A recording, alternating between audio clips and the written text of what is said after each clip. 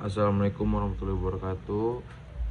Perkenalan, nama saya Muhammad Agam Rizky, semester 7 penyuluhan pertanian berkelanjutan, mendapatkan tugas tambahan dari Bu Ananti di pertemuan ke-7 mengenai resiko proyek.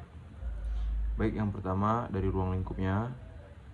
Resiko proyek adalah peristiwa tidak pasti yang bila terjadi akan memiliki efek positif atau negatif terhadap tujuan proyek, bisa berupa biaya, waktu, mutu, ruang lingkup. Risiko memiliki satu atau lebih penyebab yang bila terjadi memiliki satu lebih dampak. Perencanaan respon risiko sangat diperlukan untuk mengembangkan pilihan dan menentukan tindakan untuk meningkatkan kesempatan dan mengurangi ancaman terhadap tujuan proyek.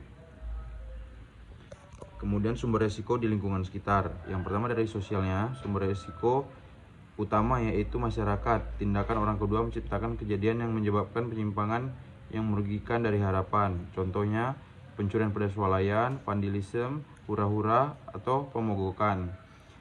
Yang kedua fisik, sebagian besar karena fenomena alam, sedangkan lainnya oleh kesalahan manusia. Contoh petir, cuaca, gempa bumi. Dan kemudian ekonomi, contohnya inflasi, fluktuasi lokal, ketidakstabilan perusahaan individu. Kemudian lanjutan sumber risikonya, politik, perubahan perundangan, perubahan peraturan, konflik antar negara, contohnya aturan pemberlakuan pembatasan kegiatan masyarakat atau PPKM. Kemudian yang legal, gugatan karena gagal memenuhi peraturan, contohnya tidak mampu memenuhi kontrak kerja. Kemudian lingkungan operasional dari dalam organisasi, contoh kecelakaan kerja, kerusakan mesin, kegagalan sistem komputer. Kemudian untuk peluang dan dampak risiko, suatu kejadian dapat dilihat dari sisi probabilitas, likelihood, dan impact dari kejadian tersebut. Suatu peristiwa bisa mempunyai probabilitas kecil dengan impact besar dan sebaliknya. Risiko bisa dinyatakan sebagai fungsi dari kemungkinan dan impact. Proses pada manajemen proyek, risiko proyek atau risk management. Yang pertama, perencanaan manajemen risiko, kemudian identifikasi risiko, melakukan analisis kualitatif, melakukan analisis kuantitatif, merencanakan tanggapan terhadap risiko, mengontrol dan mengelola risiko. Kemudian perencanaan manajemen risiko. Yang pertama, proses memutuskan bagaimana pendekatan dan pelaksanaan aktivitas manajemen risiko untuk proyek.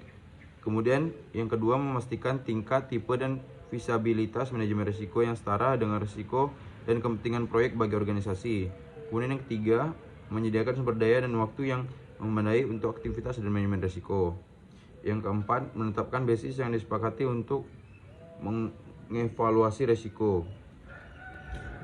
Kemudian poin selanjutnya itu identifikasi risiko, yaitu menentukan risiko-risiko yang mempengaruhi proyek dan mendokumentasikan karakteristiknya. Peserta yang terlibat yaitu manajer proyek, anggota tim proyek, anggota manajemen risiko, ahli teknis di luar tim proyek, customer, end user, dan ahli manajemen risiko. Yang merupakan proses iteratif karena risiko-risiko baru mungkin diketahui sebagai kemajuan proyek melalui siklus hidupnya. Yang selanjutnya itu analisis risiko kualitatif. Menilai prioritas risiko teridentifikasi menggunakan peluang terjadinya dan dampaknya terhadap tujuan proyek bila risiko itu terjadi. Menilai faktor-faktor lain seperti kerangka, waktu, dan toleransi risiko dari kendala biaya, jadwal, ruang lingkup, dan mutu. Kemudian analisis risiko kuantitatif. Dikerjakan berdasarkan risiko yang diprioritaskan oleh proses analisis risiko kualitatif. Proses menggunakan teknik seperti simulasi Monte Carlo dan pohon keputusan untuk menghitung hasil yang mungkin dan peluangnya, menilai peluang untuk tujuan proyek, mengidentifikasi risiko yang membutuhkan perhatian paling besar dengan menghitung kontribusi relatifnya terhadap keseluruhan risiko proyek, mengidentifikasi biaya, jadwal, dan target ruang lingkup yang realistik dan dapat dicapai, menentukan keputusan manajemen proyek ketika beberapa kondisi atau hasil tidak pasti. Perencanaan respon risiko, proses mengembangkan pilihan dan menentukan tindakan untuk meningkatkan kesempatan dan mengurangi ancaman terhadap tujuan proyek. Ini mengikuti analisis risiko kualitatif dan kuantitatif. Kemudian pengendalian dan monitoring risiko. Proses mengidentifikasi, menganalisis, dan merencanakan risiko-risiko yang baru muncul, melacak risiko teridentifikasi, menganalisis ulang resiko sekarang, memonitor kondisi pemicu rencana kontingensi, memonitor sisa resiko, dan mereview pelaksanaan respon resiko saat mengkalkulasi keefektifannya. Tujuan lainnya adalah memastikan bila asumsi proyek masih valid, resiko sebagaimana telah dinilai berubah dari sebelumnya, kebijakan dan prosedur manajemen resiko diikuti, cadangan biaya dan jadwal kontingensi dimodifikasi sesuai resiko proyek.